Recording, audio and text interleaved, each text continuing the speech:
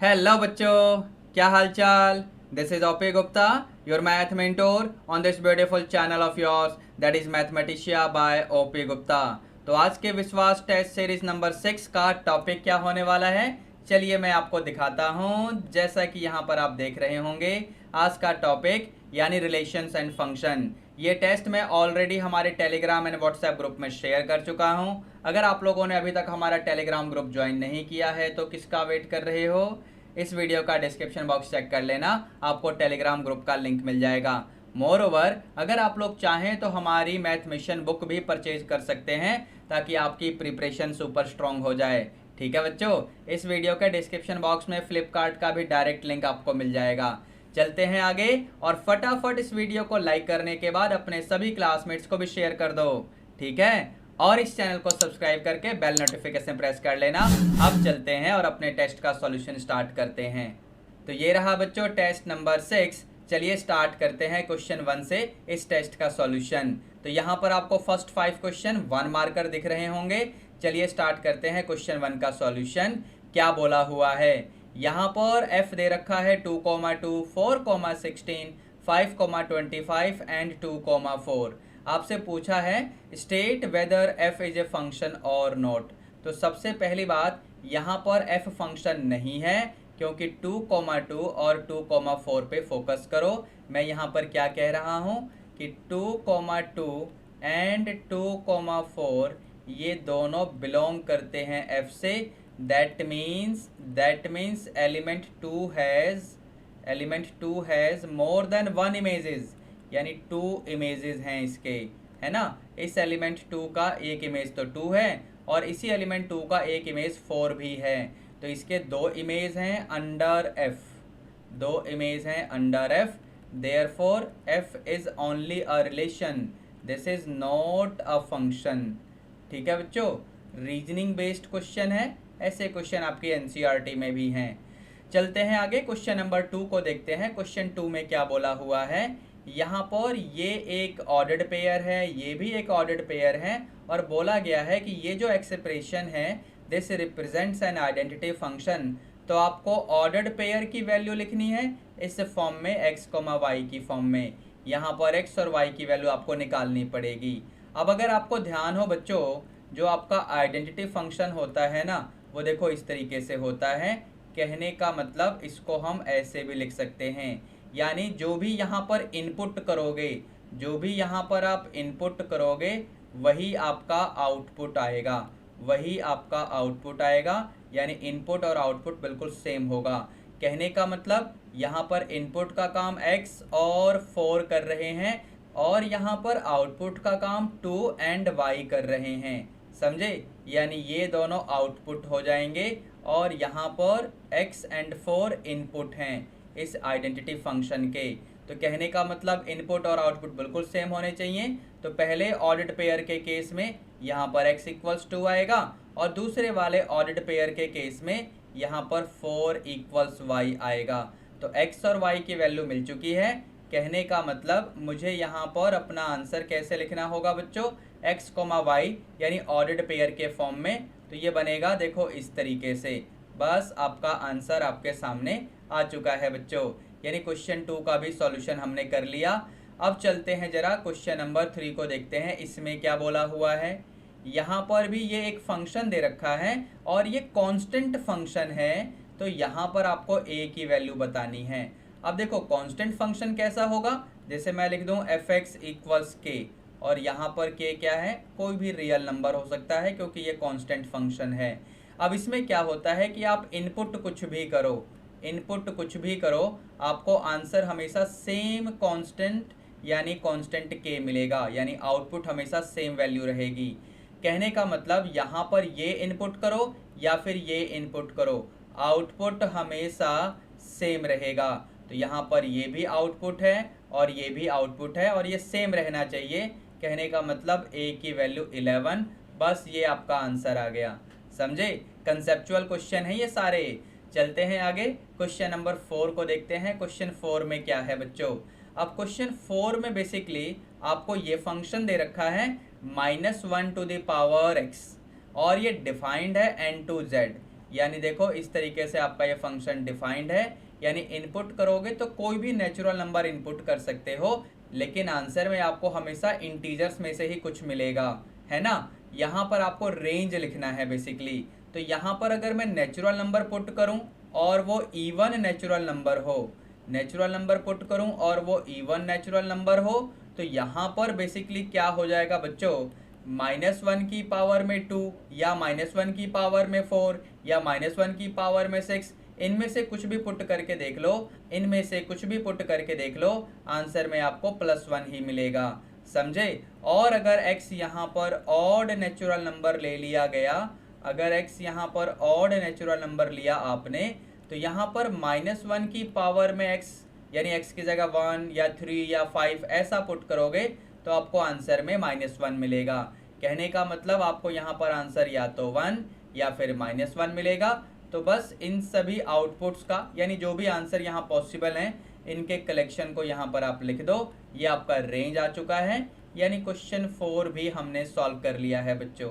ठीक है, आगे चलते हैं क्वेश्चन 5 में, देखते हैं इसमें क्या पूछा हुआ है। यहाँ पर ये आपको एक फंक्शन f दिया हुआ है और पूछ रहा है प्री इमेजेस ऑफ 3। तो यहाँ पर देखो, यहाँ पर ये 3 है और यहाँ पर ये 3 है, इनके प्री इमेजेस क्या हैं बच्चों। सो प्री इमेजेस की वैल्यू एक तो 6 है और एक 5 है। तो बस ये आपका आंसर हो गया क्वेश्चन नंबर 5 का। ठीक है, चलते हैं आगे क्वेश्चन नंबर 6 को देखते हैं, इसमें क्या है बच्चों। यहाँ पर अब 2 मार्कर्स क्वेश्चन होंगे, क्वेश्चन 6 से लेकर क्वेश्चन नंबर 8 तक। तो क्वेश्चन नंबर 6 में ये जो फंक्शन दे रखा है f(x) = x² + 3x + 5 upon x² - 5x + 4, तो यहाँ पर बेसिकली इसका डोमेन निकालना है और जो भी आपका आंसर आएगा उसको नंबर लाइन पर भी दिखाना है।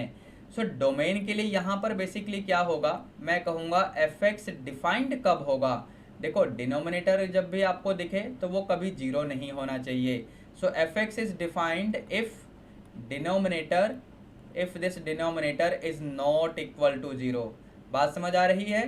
तो यहाँ पर अगर मैं इसके फैक्टर देखूँ तो यहाँ पर देखो मुझे ऐसे फैक्टर्स मिलेंगे, कहने का मतलब x की वैल्यू ना तो 1 हो सकती है और ना ही 4 हो सकती है। सो दैट मीन्स इसका डोमेन क्या आएगा, आप यहाँ पर इनपुट में कुछ भी पुट कर सकते हो, बस आप 1 और 4 पुट नहीं कर सकते। उस केस में डिनोमिनेटर 0 हो जाएगा, फंक्शन डिफाइंड नहीं होगा। तो कहने का मतलब सभी रियल नंबर्स में से इन दोनों वैल्यूज को एक्सक्लूड कर दो। ये रहा आपका domain.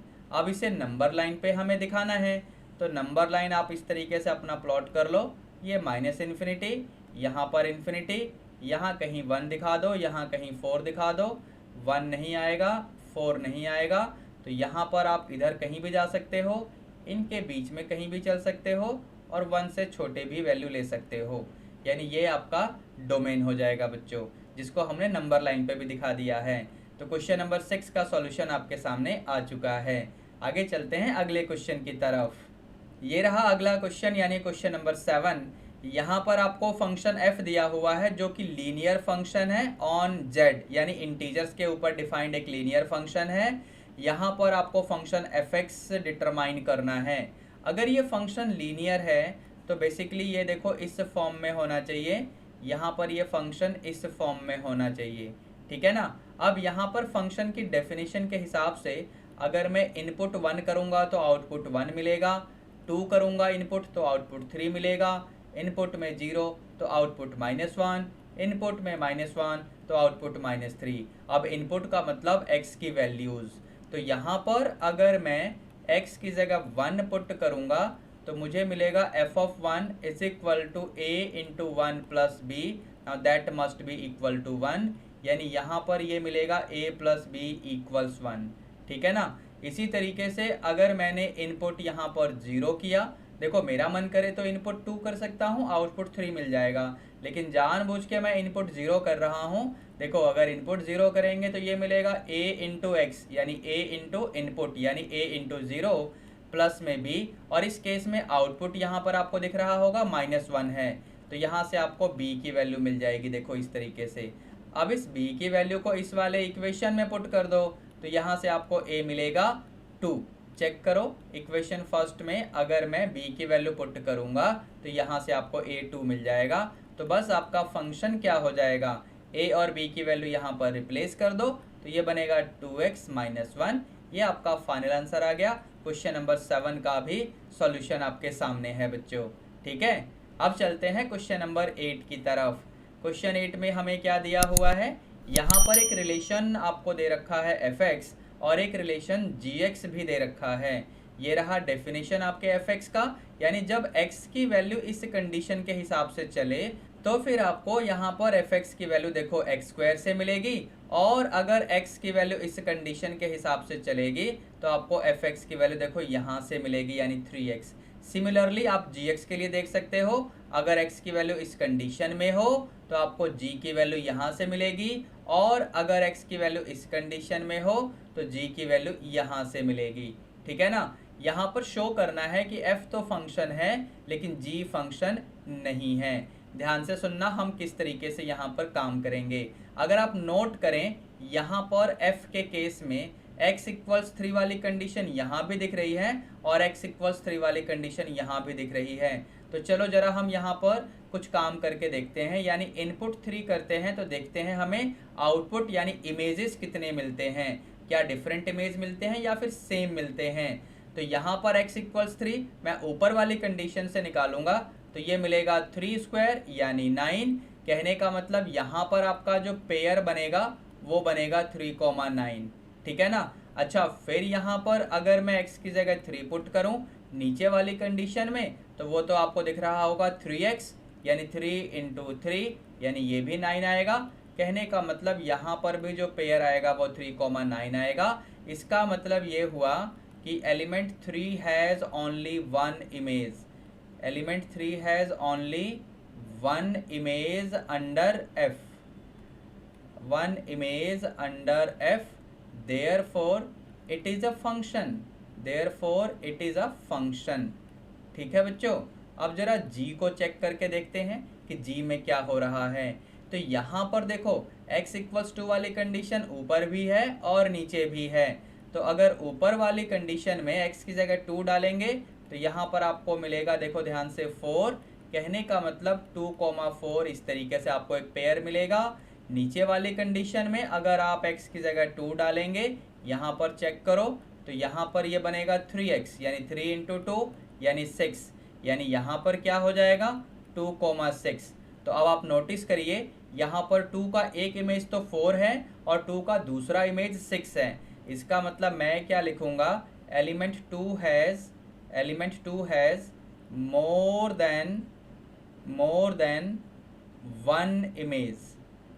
Then one image under g। तो देयरफॉर ये g क्या होगा, ये फंक्शन नहीं होगा। और यही तो शो करने के लिए आपके क्वेश्चन में बोला हुआ है कि f आपका फंक्शन है, वो तो यहाँ लिख दिया हमने, और g फंक्शन नहीं है वो हमने अभी यहाँ पर आपको रीज़न देकर समझा दिया है अच्छे से। ठीक है, चलते हैं आगे नेक्स्ट क्वेश्चन की तरफ। तो ये रहा आपका नेक्स्ट क्वेश्चन। इनफैक्ट यहाँ पर अब आपको 3 मार्कर क्वेश्चंस मिलेंगे क्वेश्चन 9 से क्वेश्चन 11 तक। तो यहाँ पर पहला क्वेश्चन ये रहा, यहाँ पर f दे रखा है और ये फंक्शन है फ्रॉम r इंटू r, तो आपको इसका रेंज निकालना है। इस फंक्शन को अगर आप रीडिफाइन करें यानी रीराइट करें तो यहाँ पर देखो इनपुट में x आएगा तो आउटपुट में आपको देखो ऐसा मिल रहा है। ध्यान से देखना, ऑब्वियसली यहाँ पर डिनोमिनेटर कभी भी 0 होगा ही नहीं, यहाँ पर ये डिनोमिनेटर कभी भी 0 नहीं होगा for all x belonging to real value. इसका मतलब ये हुआ इसका डोमेन बड़े आराम से हम लोग लिख सकते हैं, डोमेन आएगा x belonging to real number. लेकिन हमें तो रेंज निकालना है, तो रेंज के लिए ही तो डोमेन निकाला है मैंने। अब यहाँ पर एक काम करो, इस फंक्शन को ना y एज्यूम कर लो। ठीक है, अब यहाँ से मैं क्या करने वाला हूँ, ध्यान से देखना बच्चों। आपके पास क्या था, x square upon 1 plus x square, देखो ऐसा मिला हुआ है। यहाँ पर आप एक काम करिए, न्यूमरेटर में +1 करो और फिर -1 भी करो। अच्छा, इसके बाद मैं क्या करूँगा, यहाँ से एलसीएम को ना ब्रेक कर लूँगा, यानी 1 plus x square upon 1 plus x square, ये तो 1 आएगा और ये -1 अपॉन 1 प्लस एक्स स्क्वायर। बात समझ आई सभी को। इस तरीके से मेरा पूरा फंक्शन सिंप्लीफाई हो गया है। अब मैं रेंज कैसे निकालूंगा, चलिए समझते हैं ज़रा। अब यहाँ पर बेसिकली इस फंक्शन का डोमेन क्योंकि रियल नंबर है, तो मैं यहाँ पर लिखने वाला हूँ कि x की वैल्यू माइनस इन्फिनिटी से इन्फिनिटी के बीच में चलेगी। इसलिए अगर यहाँ पर मैं स्क्वायरिंग करूँगा तो यहाँ पर बेसिकली एक्स स्क्वायर की वैल्यू देखो इस इंटरवल में हो जाएगी। आई होप आपको समझ में आया हो। यहाँ पर नंबर लाइन की हेल्प से मैं आपको एक्सप्लेन करने की कोशिश करता हूँ। ये देखो यहाँ पर कहीं जीरो होगा, ध्यान से सुनना। अगर x आपका इस पूरे इंटरवल में चल रहा है तो x की वैल्यू जीरो भी हो सकती है, x की वैल्यू ग्रेटर देन जीरो भी हो सकती है और x लेस देन जीरो भी हो सकता है। तो यहाँ पर शुरू की दो कंडीशन पे अगर आप फोकस करें तो इनमें अगर तुमने x स्क्वायर किया है ना, तो यहाँ पर या तो आपको पॉजिटिव नंबर मिलेगा या फिर इक्वल टू जीरो मिलेगा। कहने का मतलब अगर आप x इक्वल्स जीरो लोगे तो x स्क्वायर जीरो मिलेगा, और अगर x पॉजिटिव लोगे तो यहाँ पर x स्क्वायर भी पॉजिटिव होगा। इंटरेस्टिंगली मैंने इस कंडीशन के बारे में तो कुछ बोला ही नहीं, लेकिन यहाँ पर भी अगर आपने x नेगेटिव लिया तो उसका स्क्वायर करोगे ना तो वो पॉजिटिव ही आएगा। कहने का मतलब ये हुआ कि जब स्क्वायरिंग करोगे तो आपको या तो जीरो मिलेगा या फिर जीरो से बड़ा नंबर मिलेगा, समझे। यानी देखो अगर x जीरो से बड़ा है तो उसका स्क्वायर भी जीरो से बड़ा है, और अगर x जीरो से छोटा है तो भी उसका स्क्वायर जीरो से बड़ा होगा, लेकिन अगर x जीरो के इक्वल है तो उसका स्क्वायर जीरो के इक्वल होगा। तो यहाँ पर यही बात मैंने लिखी है, ठीक है ना। यहाँ पर बेसिकली मैं अपने इस एक्सप्रेशन को बनाने की कोशिश कर रहा हूँ ताकि मैं y के ऊपर कंडीशन निकाल पाऊँ। अब यहाँ पर इस पूरे एक्सप्रेशन में डिनोमिनेटर में आपको दिख रहा होगा एक्स स्क्वायर है, इसलिए एक्स स्क्वायर पे कंडीशन निकाली। अब इस एक्स स्क्वायर के साथ में वन ऐड हो रखा है तो पूरे में आप भी वन ऐड कर दो। तो जैसे यहाँ पर वन ऐड करोगे ये ऐसा दिखेगा, ये बनेगा वन प्लस एक्स स्क्वायर, और अगर इन्फिनिटी में वन ऐड करोगे तो आपको ये तो सेम चीज़ मिलेगा यानी इन्फिनिटी। अब इस एक्सप्रेशन का रेसिप्रोकल करो, क्योंकि यहाँ पर आपको दिख रहा होगा रेसिप्रोकल। तो रेसिप्रोकल करने में इनइक्वालिटी का साइन चेंज होता है, ध्यान रखना। ये लो जी, हमने इसको ऐसे किया। अब वन अपॉन इन्फिनिटी करोगे ना तो बेसिकली ये क्या होने वाला है आपका, ये जीरो होने वाला है, ठीक है बच्चों। अब यहाँ पर आपको दिख रहा होगा one upon one plus x square के आगे माइनस लगा हुआ है, यानी इस पूरे में अब मैं माइनस वन से मल्टीप्लाई करूँगा, यानी इनइक्वालिटी फिर से चेंज होने वाली है। ध्यान से देखो मैं क्या लिख रहा हूँ, ठीक है बच्चों, क्लियर है। अब इस पूरे में वन ऐड कर दो, यहाँ पर आपको दिख ही रहा होगा। तो जैसे ही वन ऐड करोगे तो ये तो जीरो हो जाएगा, यहाँ पर one minus one upon one plus x square, और यहाँ पर ये वन हो जाएगा। कहने का मतलब आप इसको अब ऐसे लिख सकते हो, ये बीच वाला तो y हो ही गया, ये देखो इस तरीके से। तो बस यहाँ पर आपका रेंज आ चुका है।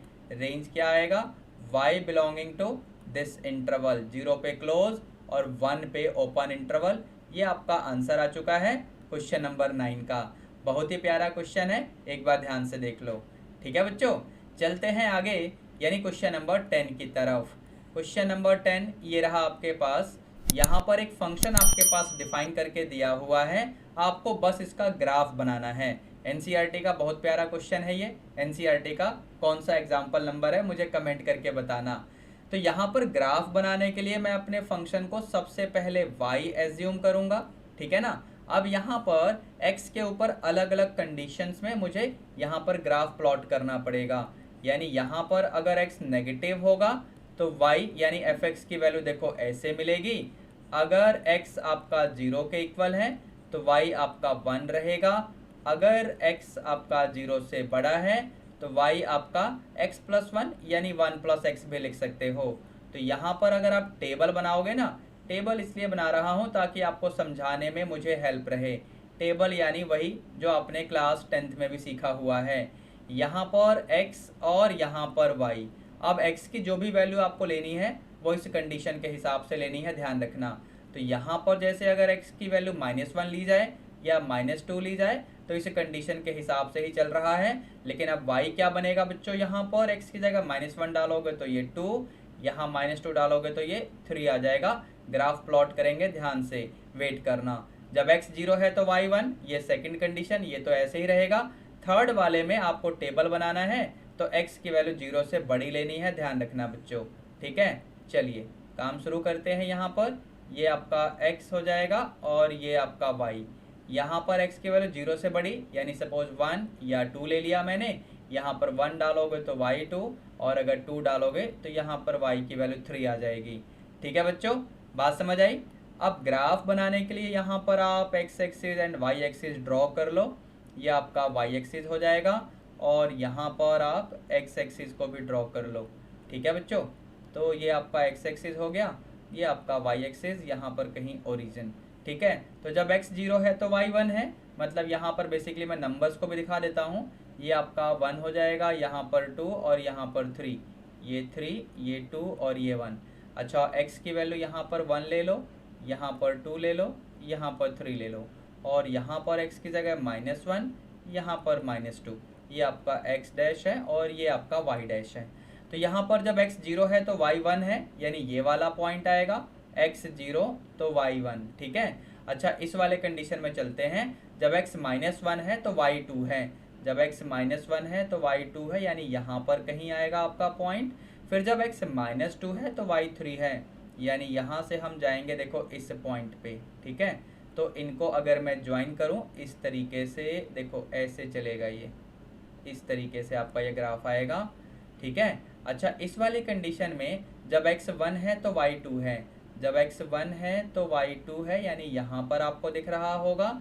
और जब x 2 है तो y 3 है, यानी देखो ध्यान से आपको यहाँ पर दिख रहा होगा। ठीक है बच्चों, तो आप इसको ऐसे ज्वाइन कर सकते हो इस तरीके से। ठीक है, तो ये आपका y इक्वल्स fx का आपने ग्राफ ड्रॉ कर लिया है क्वेश्चन नंबर 10 में।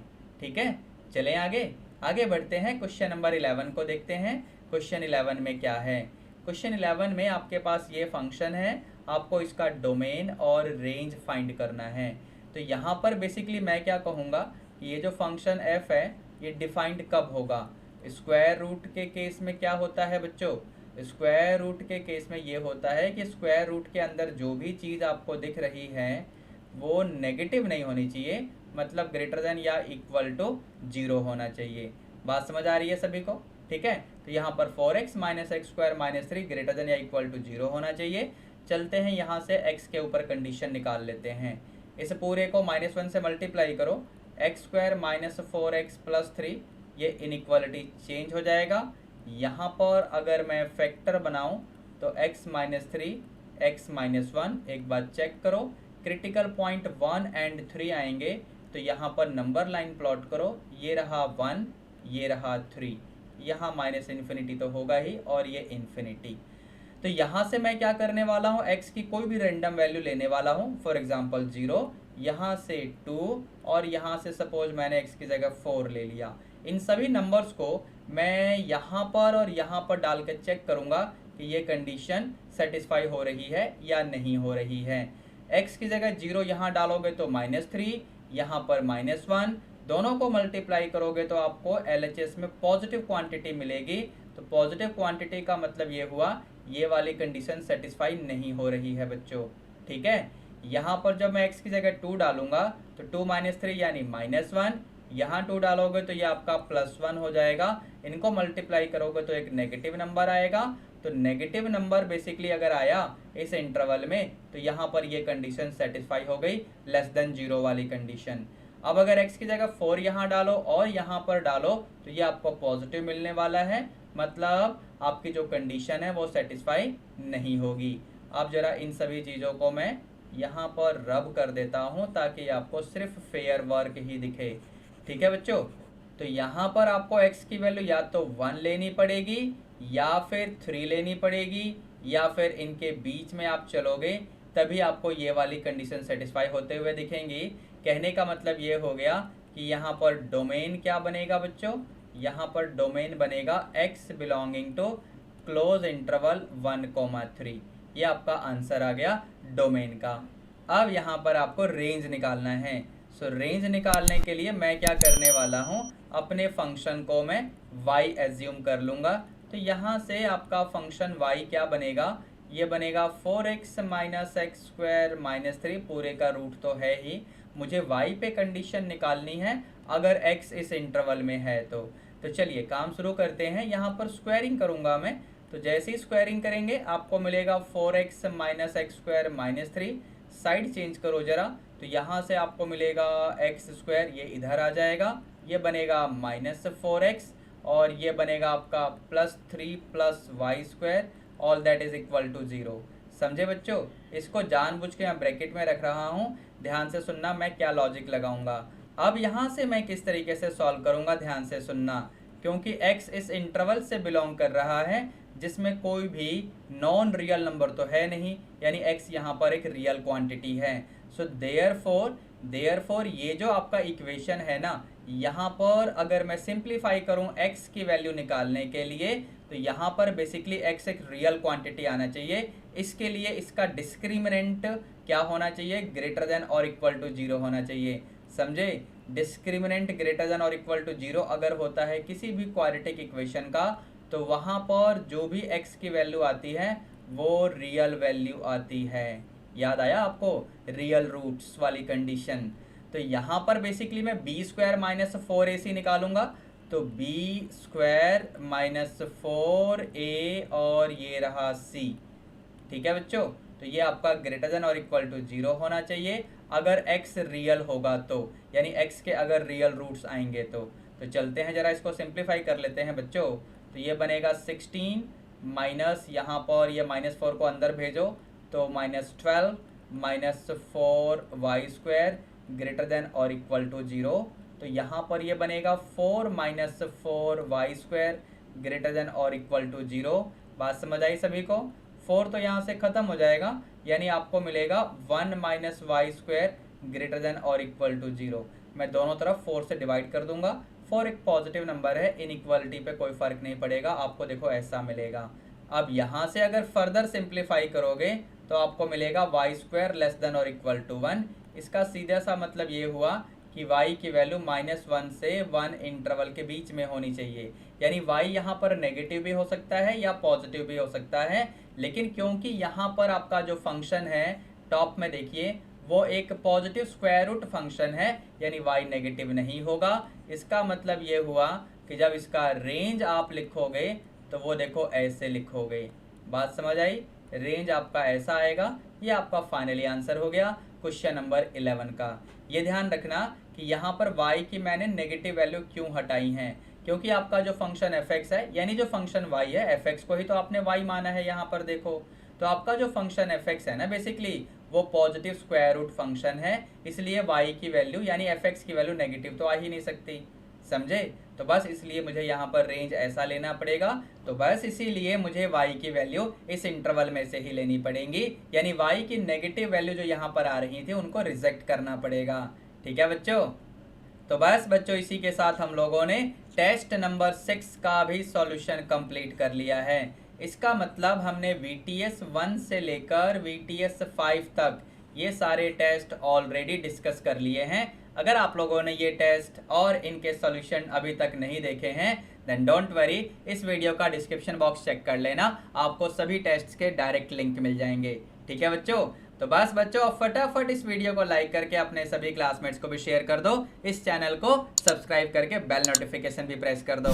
चलिए बच्चों मिलते हैं अब नेक्स्ट लेक्चर में। Till then be good, take care, all the best, thank you.